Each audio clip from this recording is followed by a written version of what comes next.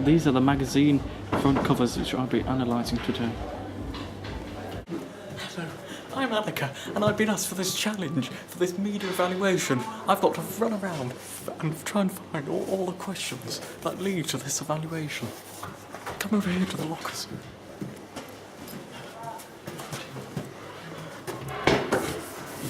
Found it.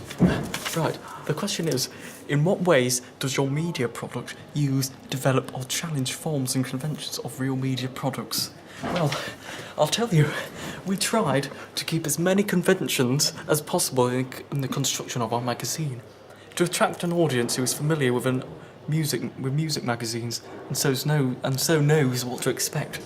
We tried to keep the layout similar to other magazines such as Q and work closely with them. Features such as a masthead, cell lines, skyline, page numbers, barcode and data issue numbers are all conventions we try to follow as closely as possible. Therefore, we didn't particularly challenge any conventions because we wanted to attract an audience who already buys and reads these magazines. Okay, come on, we've got to find the next clue.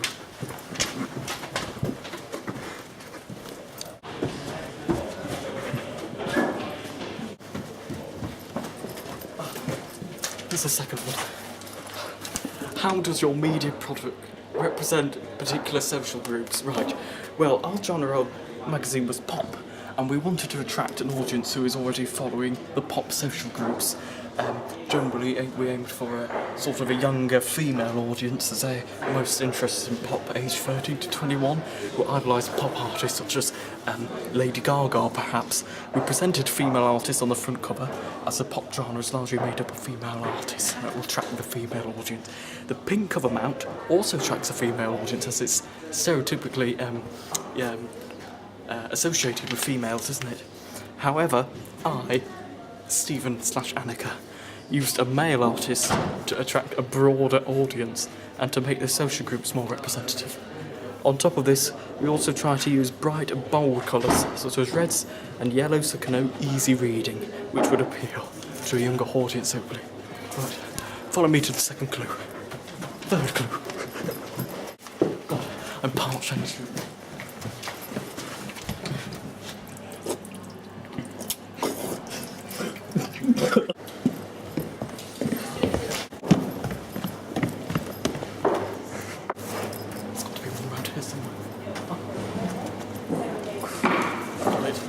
Question 3. What kind of media institution might distribute your media product and why? Good question.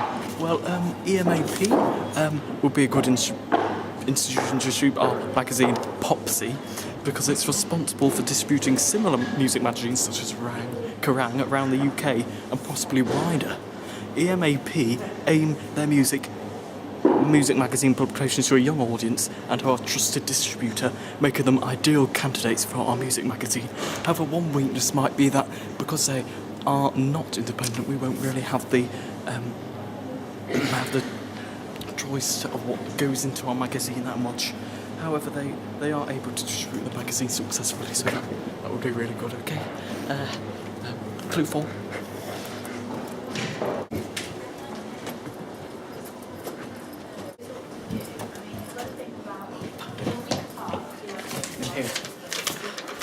Question 4.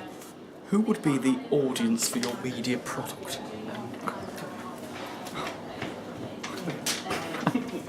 Okay, I understand it's a bit embarrassing. Our audience, of whom we are aiming at, is young females aged 15 to 21 and interested in the genre of pop. They might favour and follow pop artists such as Rihanna, Pixelot, etc. They would also regularly purchase the latest pop records and be interested in the reviews of them. Similarly, they would also attend pop festivals with friends, perhaps, and so may also be interested in the reviews of that as well. They would be checking up on the latest records in the charts too, and download that music to put on their iPod and other portable music devices. Our magazine will then obviously provide escapism as well as personal identity to our target audience. Okay, right, so we've got clue number 5.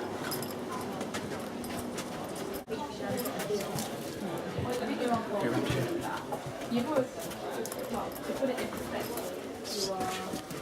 Oh, protest. 5. did you attract slash address your audience? Well, we attracted them by portraying stereotypical pop artists, young females who can offer personal identity, and putting on conventional cell lines and stories concerning a pop audience, as discovered through our audience research, which we did. Our double-page spread also offered an interesting insight into a pop artist, providing personal identity and possibly social interaction, causing our audience to possibly promote our magazine to a broader audience through word of mouth. Cover mounts offering free items such as iTunes vouchers would also attract an audience because they would be interested in music and would probably own a portable device that carries music, therefore appealing to them. Oh, sorry. The conventional layout and colour scheme also attracts a regular music audience. Our use of our website will also attract an audience through Webport 2.0, which will be fantastic. Okay, let's go.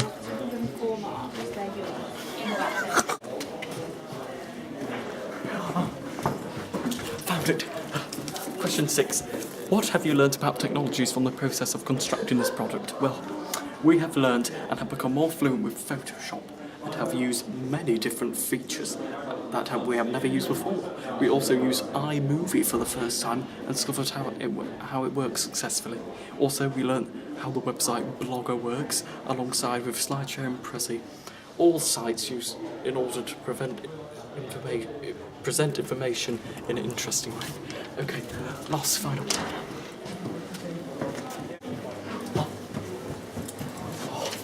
Cheeky one there.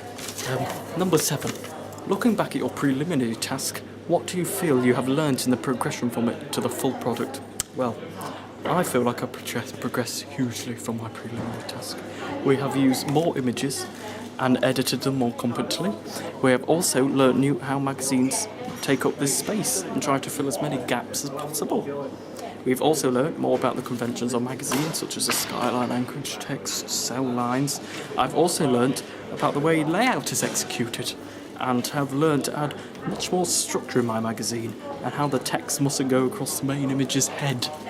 We also have learnt about the importance of editing the main image so it could conform to the magazine's general layout.